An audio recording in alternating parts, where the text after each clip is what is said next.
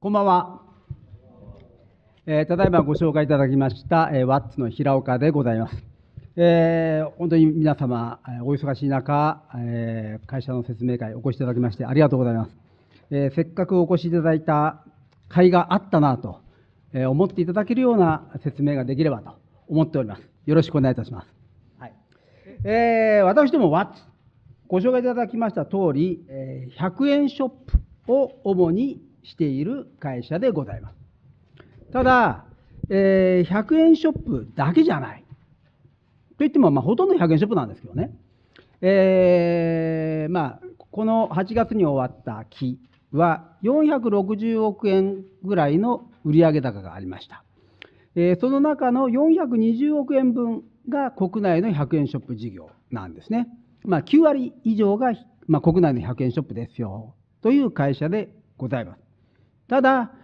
やっぱり私どもの特徴ですね。特徴です。まだ強みにはなってないんですが、特徴は100円ショップだけじゃないというところでございます。国内の100円ショップの大手さんっていうのは、ダイソーさんが圧倒的。2番目がセリアさん。3番目がキャンドゥさんなんですね。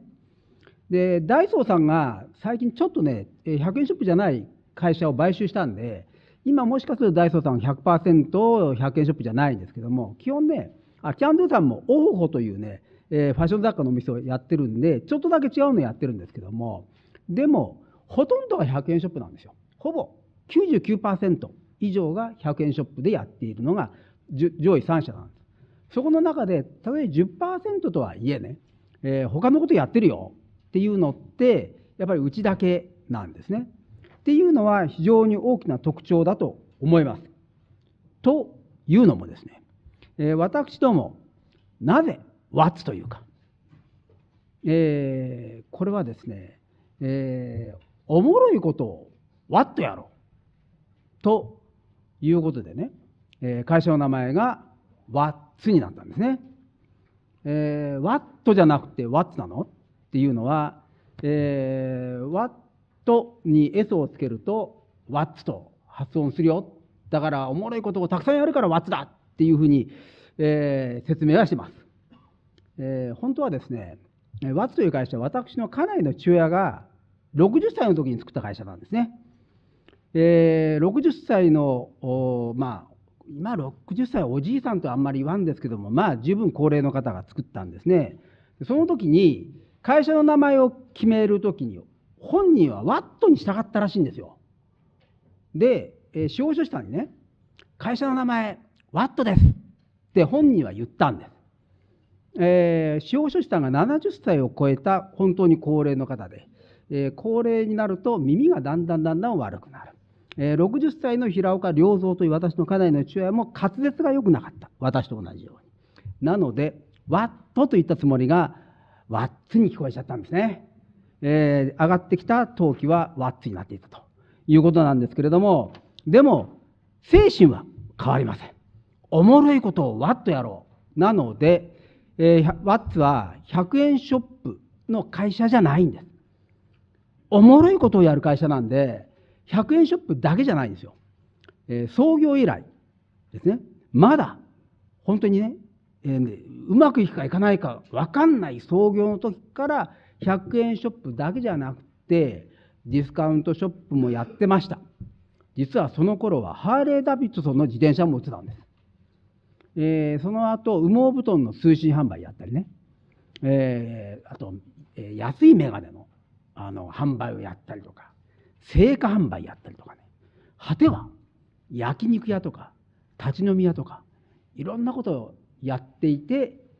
すいません、残っているのは100円ショップとファッション雑貨の事業と海外事業なんですけれども、でも、そういう会社でございます。これがいいのか悪いのかっていうのはいろいろあると思います。ただ、ワッツは残念ながらですね、業界の中でね、トップの企業じゃないんですよ。4番目の企業なんですね。で、しかも、圧倒的に小さい4番目なんですよ。あとね、それからね、後でちょっと説明しますけどね、ちょっとビジネスモデルが違うのです。だから、国内の100円ショップだけに特化してやっていくとね、いつまでたっても4番目なんですよ。ここが非常に大きな問題でございまして。だから私たちはちょっといろんなことをやっているんです。はい。という会社でございます。さて、と言いつつね、ちゃんと成長はしているんです。順調に伸びております。1回だけ、途中ちょっとね、ボコッとへこんでるところがあるのは、あれは決算機を変えたので、ボコッとへこんでますが、途中1箇所ね、ほぼ横並びなんですが、ほんのね、何百万円か減収という期が1回だけあったんですよ。その時もね、1店舗店閉めなかったらね、増収だったんですけど、もうやっぱりね、不採算店舗は全部閉めろって言って閉めたんで、減収になっちゃったんですが、まあ1回だけね、そういうのがありましたけど、あとはずっと増収できているんです。で、ここ3期、ちょっとね、増収だけど減益なんですが、それまではね、ずっと増収増益でやっとったんですよ。ただ、今、世の中なかなか難しいございましてね、いろんなことをやらなくてはいけない、変えなきゃいけないことがあって、ちょっとこの3期、足踏みをしておりますが、これから私どもの花が開くというふうに信じているところでございます。さて、ちょっとまず、私どもの中心事業である100円ショップの方から、ご説明をさせていただこうと思うんですけれども、皆様100円ショップっていうと、まずはダイソーというのを思い浮かべるんじゃないかなというふうに思います。本当に圧倒的なんですね。国内の100円ショップの売上高の半分以上はダイソーさんの売上高なんです。ただね、100円ショップはダイソーから始まったんじゃないんですね。1960年代っていうからもう50年ぐらい前ですね。に、いわゆるね、移動販売、催事でスタートしたんです。で、催事でもって雑貨を売っている業者さんがね、いろんな値段でもって売ると、もう大変だから、ね、全部100円にしちゃおうということでもって始まったのがどうやら100円ショップだったらしいんですね。で、それが1980年代になってからね、ちゃんとお店を構えるようになった。で、その1980年代の頃に今の大手の4社が出来上がっていったんですよ。で、この時に催事、いわゆる移動販売の催事でもってやっている100円ショップばっかりだった中で、固定店舗を積極的にやった会社だけが成長できたんですね。ずっと催事をやってたところがみんななくなっていっちゃったんですよ。で、そこの中で一番伸びたのがダイソー。その時はね、実はキャンドゥが一旦2番目になってたんですけどね、今はセリアが大きくなって、キャンドゥが3番目、そして4番目がワッツという状況なんですけれども、で、これがね、1990年代ってね、いわゆるバブルが崩壊した頃ですね。この頃が100円ショップの本当に急成長だったんですね。景気が悪い。高いものが売れない。100円安い。そして、ちょうどいわゆるテナントでもって固定店舗でどんどん入ろうとしてた時に、要は景気が悪くって小売店舗どんどん店が閉まったんですよ。その時に代わりのお店として100円ショップ来てくださいっていうのはね、ものすごく多かったんです。だからもういいところいっぱい出させてもらえたんですよ。で、この時にすごく伸びたのがやっぱりダイソーだったんですね。で、その次がキャンドゥで、その次がセリアで、その後がワッツだったんですけども、その時に何が違ったのっていうとね、店の大きさが大きいところが伸びたんですよ。ダイソーが一番大きくって一番伸びたんですね。で、うちはね、お金がなくって大きい店作れなかったんですね。創業者の平岡良三さんがあんまりお金持ちじゃなかったもんですから、資産がなくてですね、大きい店を作るだけの投資ができなくって、で、フランチャイズうちやんなかったんですよ。てかできなかった。で、それをやらないというタイプの店をやったのがワッツで、フランチャイズをやって一番伸びたのがダイソーで、その次にキャンドゥ、セリアっていうふうに伸びていったんです。でもね、この時にうちがフランチャイズをやらなかった。ね、そこの中でね、フランチャイズやらなくって、ちゃんと大きくなって残ってるのってワッツだけなんですよ。で、その時にワッツは、独自のやり方っていうものを作っていったんですが、それはまたちょっとお話後でしますけども、ただね、その後またさらに苦難があるんですね。今ね、ダイソー、このピンクのダイソーなんですよ。ご覧になったことありますかね。結構綺麗なんです。でもこのダイソーがこんなピンクになっちゃったのは、その下のセリアというお店がね、これがね、カラーダデイズというね、すごく綺麗なお店作っちゃったんですよ。これ本当に今から10年ぐらい前から始まったんですが、それまではね、こんな100円ショップ世の中になかったんですよ。100円ショップといえばね、大体ね、しょうがないわねっていうお店だったんです。あんまりお金かかってないねっていうお店だったんですよ。ね、で、それがこのセリアのお店がね、綺麗なお店ができちゃって、そうするとね、デベロッパーさん、家主さんは、それはどうせだったらね、うちのお店これですわ。ね、このお店とね、どっちがいいですかっていうとね、大体ね、10中8区じゃないですよ。10人中10人ね、こっち選ぶんですよ。笑い事じゃないんですよね。うちの開発の人間は大変なんですよ。ただ、ね、やっぱりこのお店はお金かけて作るから、それなりに売上高が取れるところじゃないと、ね、そんな高い投資できないじゃないですか。ね、投資したものは回収しなきゃいけないんだから。ね、そうするとね、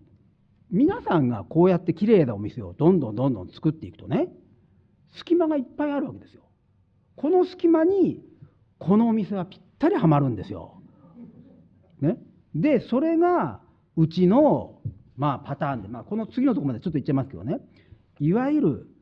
ローコストでお店を作ってローコストでもって運営をします。だから売上高が小さくってもちゃんと利益が出るんですよ。ね、でそこのところでもって基本ね、証券が小さいので、ね、お客様はいつも同じお客様がいらっしゃるんですよ。ね、そうするとね、生活雑貨ってすぐになくなるわけじゃないじゃないですか。ね、そうするとね、あると買わないじゃないですか。でも買ってもらわなきゃいけないんですよね。だからうちはそこでもって使ったらなくなっちゃう消耗品をたくさん売るわけですね。それがお買い得な商品、お買い得な生活雑貨を売るお店をうちはやっていたんです。ね、でこれがうちの、戦略なんですね。つまり100円ショップ事業はいい商品を安く売る仕組み作りをしましょう。ローコスト出退店、ローコストオペレーションでもってお買い得な生活雑貨を売りましょう。ね、で小さなお店をたくさん作りますよっていうことでもってうち1000店舗もあるんですよ。1000店舗あるのに460億しか売ってないんですから、1店舗の売上高って、すぐに分かりますよね。1ヶ月400万円売れないわけでございますよ。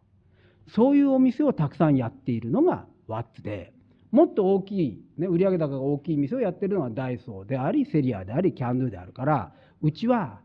そこでもって彼らとは違う証券でもって商売をやってたんです。ね、これは住み分けができていて、ね、私たちは全然違うビジネスモデルでやってるから、ね、みんなが伸びている時も我々は地道に伸びていって高収益を上げられたんですよ。ところがですね、この人たちが月賞ね1000万円ぐらいのお店をずっと作り続けてくれたらば何の問題もないんですよ。うちは700万800万の店を作る、500万600万でもいいわけですよ。下手したら300万400万でもいいんですよ。ところがですね、店をどんどん作っていくとね、その1000万円以上売れる店ばっかりじゃやっぱりねできなくなっちゃうんですね。だから7、800万の月賞7、800万の店も作り始めるわけですよ、彼らが。ね、最近はね月賞500万円ぐらいの店も作りよるんですよ。それはね、うちの証券だろうと。ね、そこはうちの縄張りやでっていくら言ってもダメなんですよね。しょうがないんですよ。で、うちはちょっとね、変えていかなきゃいけなくなったんですよ。要は我々はこういう店でもってローコストでもってやりながら、月賞ね、本当に300万400万の店、下手したらね100万200万の店もやってるんですよ。というのでもって商売をする、ね、その代わりお金はかけません、ね、いわゆる居抜きというやつなんですね。床も壁も天井も作ってくださいというタイプの商売をやってたんですよ。ところなんでここでもってこういうねお買い得な商品をいっぱい作ってたわけですよ。ね、この商品はやっぱりねかなりお買い得でございます。お買い得な商品は何ですかという質問がありましたけどね、左側の方にあるハンガーなんかはね、あれ丸いのがありますけど、その横に角ハンガーがあるんですよ。買わないでください。原価が高いので儲かんないです。あれね、24個ピンチがついてるんですよ。うちね、洗濯ばさみ30個で100円で売ってるんです。ね、24個もついてて、周りに大きな枠もついてるわけですよ。儲かるわけないじゃないですか。ね、すごいお買い得ですわ、これは。ね、で、やっぱりね、うちね、これがうちの、要はお客様に選んでいただける大事な商品なので、やっぱりお客さんに喜んでいただく商品を一生懸命作るんですよ。ただね、うちがもしもダイソーのようにナンバーワンの売上高を誇っている企業であればね、安く仕入れられるわけですよ。バイングパワーというものがあるわけですね。残念ながらうち4番なんですね。そうするとね、バイングパワーないんでございますよ。どうやってこういうものを仕入れるか。先ほどちらっと言いましたけどね、要は高く買うわけですね。それを普通は高く売るんですよ。うちは100円で売るわけですよね。これがうちのなかなかの悩みの種でございましてね。ただ、要はこれができるのはやっぱりうちがよそ様よりもローコストで商売をやってるから、これができるというのがうちの特徴であり、うちの強みである。ただ一方で、この円安が進むとこれがうちの弱みにもなるわけでございますけどもね。ただこれはうちの特徴なんですね。で、ただそれだけでは今やっていけなくなってきている。ニーズの多様化っていろんなこと書いてありますけども、いろんなこと書いてあるけども、端的に言うとね、要は皆さんきれいな104ショップをやるようになって、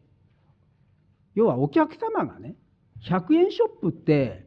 やっぱりピンクのダイソーとかきれいな体デイズとか、ね、すっきりとしたキャンドゥとか、そういうのが100円ショップだというイメージを持つようになったわけですよ。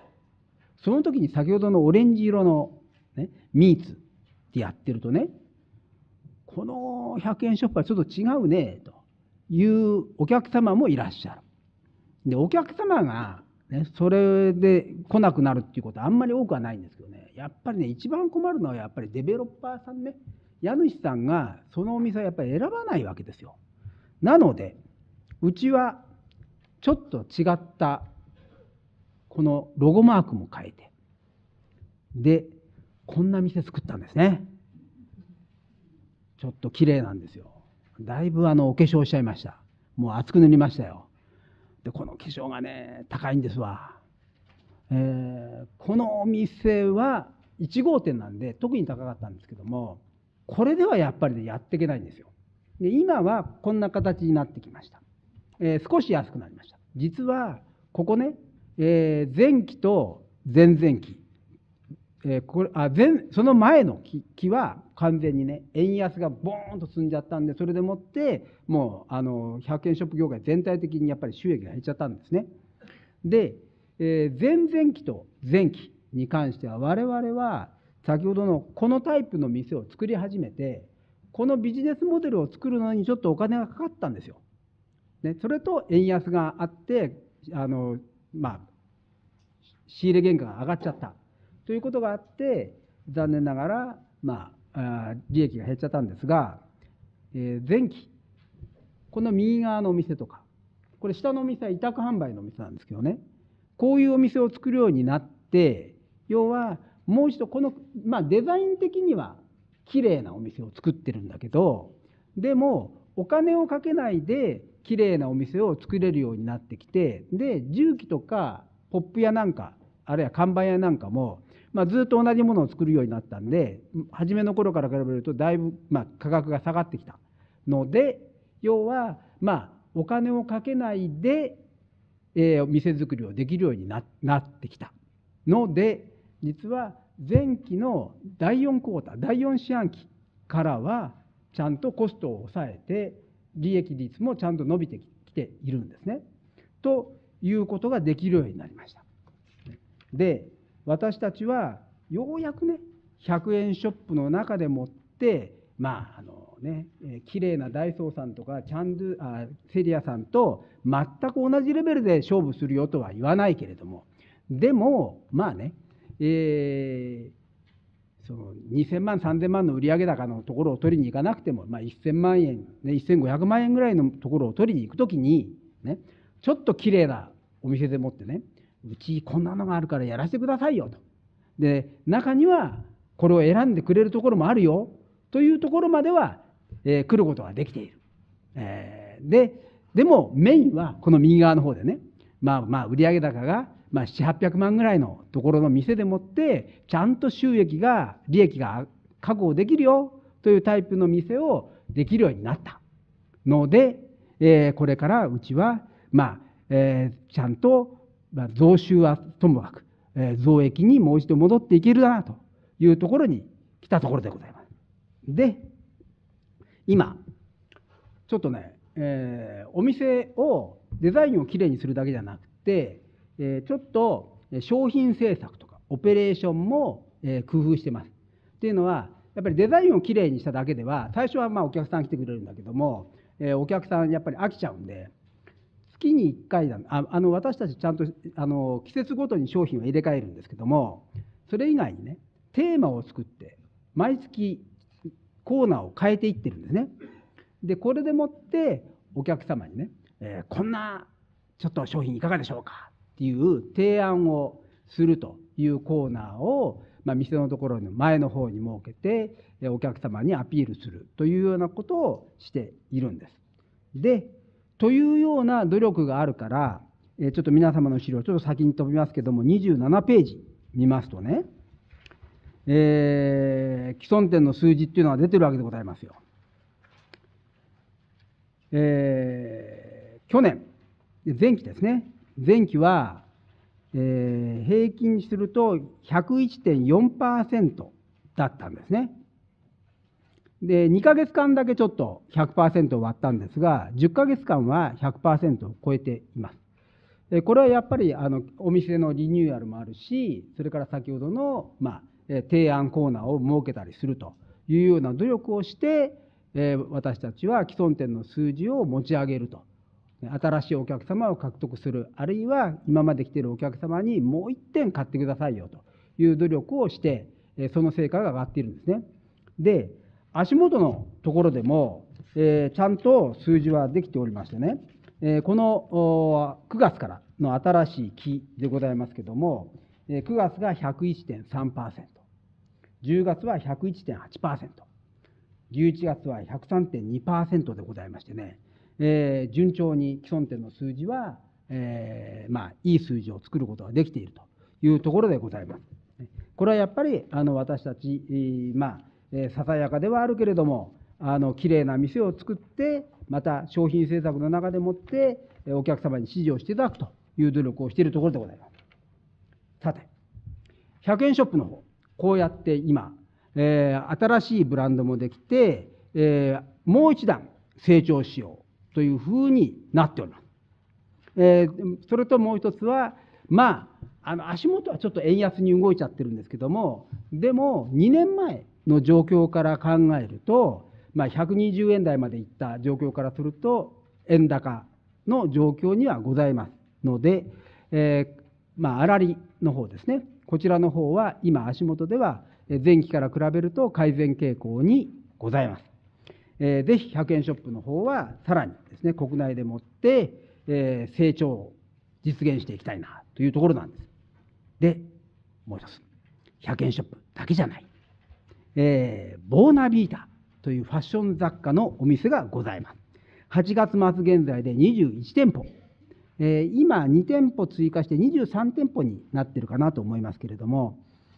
こちらの方が、もう100円ショップとは全然違います。どちらかというとご婦人向けの、ナチュラル系の、ファッション雑貨ですね。で、あと衣料品とかアクセサリーとかもございます。これがですね、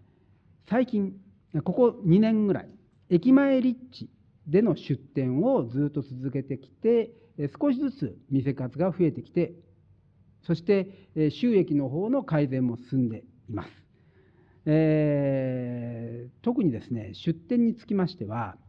ここのところ、そうですね、もともとあったところは、例えば、甲府であるとか、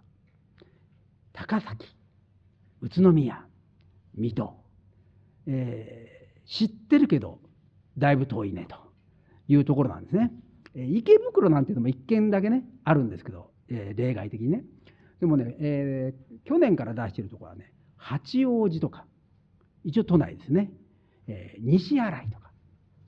あと平塚、ちょっと、中心に近づきつつあるというところなんです。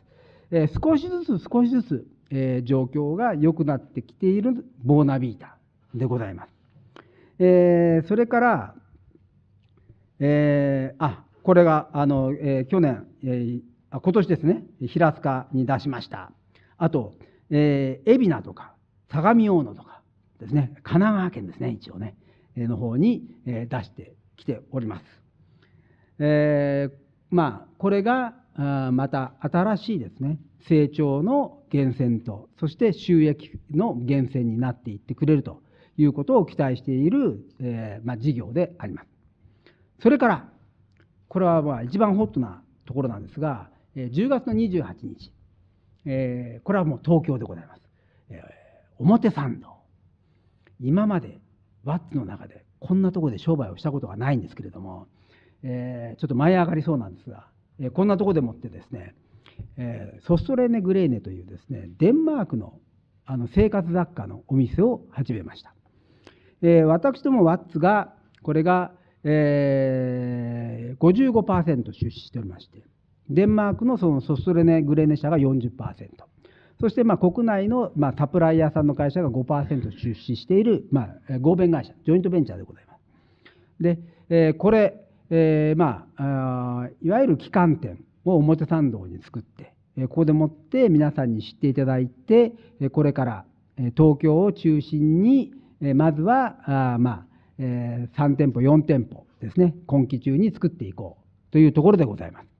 す。これを新しいですね、ファッション雑貨、ワッツやってるよという旗印にしていきたいところでございます。で、こういうのをやってると、じゃあ何かね、いいことがあるのかって言いますとね、私どもの100円ショップは基本的にはね、やっぱり小さな証券でもってやっている地味な100円ショップなんですね。ただ、やっぱり大きなお店っていうのは、ね、やっぱりお客さんがたくさんいるところでないと、売上高が大きい店は作れないわけですよ。そういうところはやっぱり大総裁やセリアさんが強いんですね。でも、このお店はね、そういうところのデベロッパーさん、家主さんが、これをテナントとして作ってもらいたいわけですよ。そうするとね、これ、ね、作ってよと。では、それについて、ものは相談だけど、100円ショップワッツもやらないっていうことがね、これは現にあるわけでございますよ。あるわけですね。で、これが、これから先ですね、しっかり伸びていってもらいたい。で今、こんなような商品を売ってます。ちょっと、日本の商品とは雰囲気が違うなというものが、ご婦人方には、受けているところでございます。はい。ぜひですね、これ、また新しい成長の、材料になってしていきたいというところでございます。ぜひですね、皆さん、機会がございましたらば、東京でございます。表参道でございますので、お立ち寄りいただけたらありがたいなと思います。続きましてね、海外でございます。これはもうすでに、我々にとって非常に重要な事業になっております。海外といっても、ある意味100円ショップの延長線上ではあるわけです。100円の商品を売ってるんですね。で、私たちのこのね、海外展開する時の特徴は、実は私たち海外にちゃんと会社を設立して人を送ってます。ただし、すべての国に会社を設立して送ってるわけじゃないんです。実は私たちね、ちっちゃい会社のくせにですね、東南アジア、タイから始めてね、中国とか、中南米のペルー、そんなところにも店を作ってるんですね。で、東南アジアは、タイだけじゃないんです。ベトナムとか、マレーシアとか、ミャンマーとか、ね、にも出してるんですよ。で、そこの中でもって、タイは、もうすでにタイでもって一番大きい小売グループのセントラルグループとジョイントベンチャーを作って、そちらの方に過半数の株式をもう渡して、そちらの方にオペレーションをやってもらってます。で、今、私たちの会社、100% 子会社は、実はマレーシアにあるんですね。で、今、マレーシアでもって一生懸命店舗展開をしているし、新しいビジネスモデルを作っていっています。で、ベトナムはフランチャイズなんです。で、ミャンマーは、これは卸売なんですよ。要は、マーケットが大きいところは直接出店する。そして、その地域の拠点はちゃんと持ちますよ。だけど、そこのところでもって、マーケットが小さいところに関しては、フランチャイズとか卸売でもってやっていきましょう。で、なんで、私たちは会社を設立して、さらに、そこに人を送るのかっていうのは、やっぱりね、日本のマーケットと海外のマーケットやっぱり違うんですよね。で、日本から考えているだけではやっぱりなかなかフィットしないんですよ。だから現地に人を送って、現地でもってちゃんと自分でオペレーションをして、そこでもってちゃんと自分たちでもって考えてビジネスを変えていってるんです。で、こんなお店ができてるんですよ。これ、他のところのお店も、これ鳥居なんですね。タイ、タイ、ベトナムですね。あと、もうちょっとあるかな、ないな。ペルーもこのタイプです。ただ、中国だけはね、鳥居ないんです。鳥居は危ないですね。中国はね、ないんですけども、これは私たちが、要は、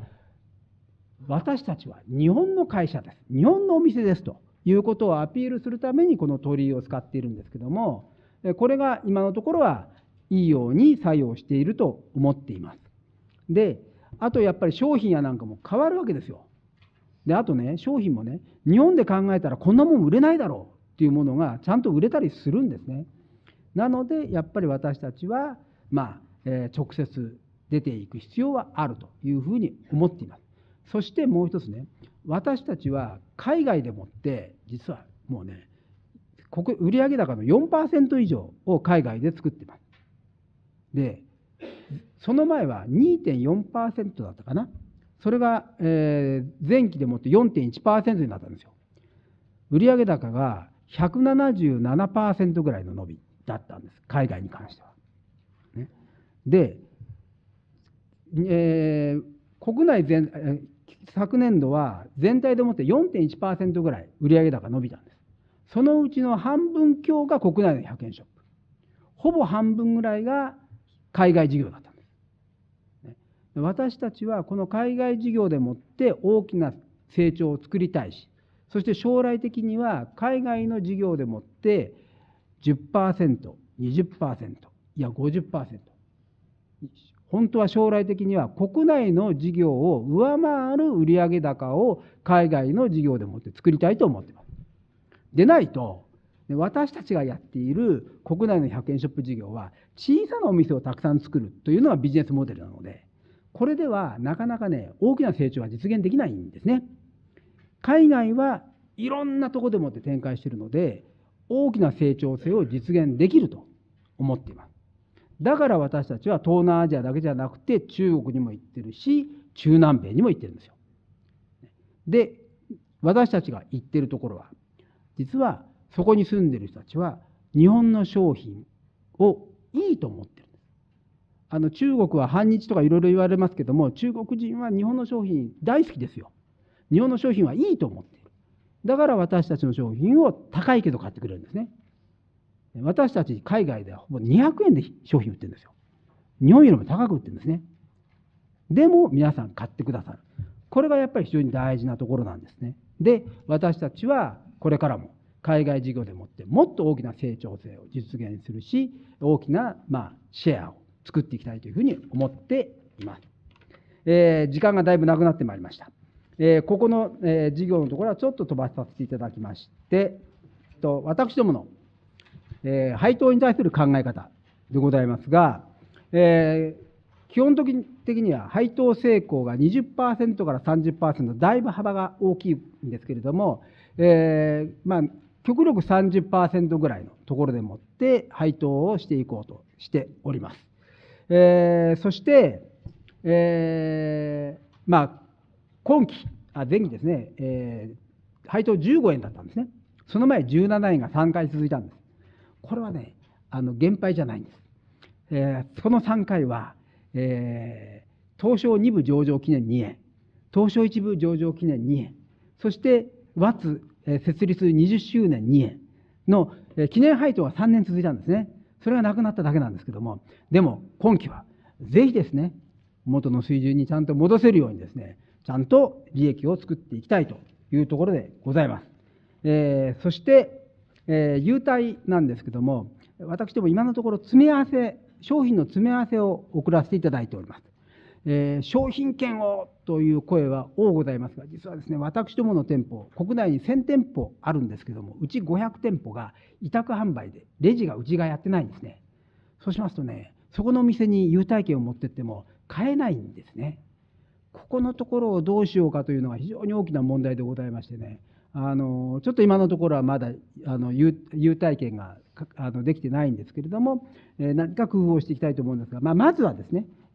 商品の詰め合わせを送らせていただいております。それから株主の皆様の数でございますけれども、順調に増えておりまして、また株主総会にお越しいただく皆様の数も非常に増えておりまして、今年の株主総会は320名の株主様がお越しいただきました。これが多いのか少ないのか、これは微妙なところでございますけれども、で、私ども実は株主総会の後にですね、会社説明会というのをやっております。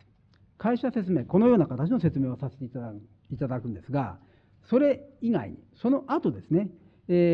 軽食を取りながら、株主の皆様と私どもの役員および幹部社員との自由な懇談の場というのを設けさせていただいております。で、それは大阪だけではなくて、東京で会社説明会と株主懇談会というのをやらせていただきまして、今年は東京の方はちょっと少なかったんですが、でも180名の株主の皆様がお越しいただきました。来年もまた同じように実施しようと計画はしております。ぜひですね、皆様、継続的に私どもの会社、見ていただけたらなというふうに思っております。そして最後でございますが、3カ年計画でございますが、私ども、3年続けて増収ではあるけども減益という、残念な結果であったんですが、これから再び増収増益という状況を作っていけるというふうに考えております。それは一つは粗利の改善ということがございます。そしてもう一つは先ほど申し上げたとおりですね、100円ショップの新しいビジネスモデルというのを作ることができて、それでコストコントロールができるようになってきているということが一番大きくございます。そして海外事業がある程度のボリュームになって、これが収益性が見込めるようになってきているということが大きいです。そしてボーナビータ、こちらの方もレベルが上がってきて、こちらの方も収益性が見込めるようになってきている。今までですね、実はボーナビータと海外事業は赤字だったんですね。これが、収益が取れるようになるという見込みが出てきたということは、これはマイナスがプラスに転じるわけでございますから、非常に大きな効果があるなというふうに考えております。ということで、私ども、これから先ですね、明るい未来を作っていきたい。そしてもっと大きな成長性を実現できるようになりたいということを目指しております。